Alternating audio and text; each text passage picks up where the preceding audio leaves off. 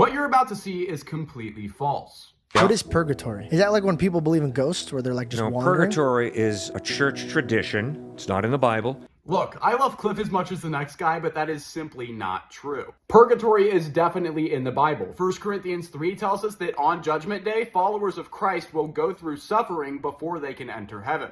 Purgatory is also mentioned in Hebrews and in the Gospels by Jesus himself. Let's see what else Cliff has to say about purgatory. It's a church tradition that says, okay, you believe in Jesus, Cliff, but you've done some really horrible things. And so therefore, because you've done some really horrible things, you got to pay for it. That counteracts the Bible. Bingo. That's like saying the bill came and God goes, I can't afford this. Very good. Okay, no, that's wrong. With all due respect, it doesn't seem like Cliff or George really know what purgatory actually is. Purgatory doesn't mean that Christ can't cover the bill, because it is Christ covering the bill. Let's say that you're a follower of Christ and you die in a road rage accident. You died while sinning, which means you didn't get a chance to repent of that sin. We know that nothing unclean can enter heaven, and since your soul still has that sin on it because you didn't get a chance to repent, you aren't able to get into heaven. Now, since your soul is unclean, something has to happen between your death and when you enter heaven. Something has to wash away this sin.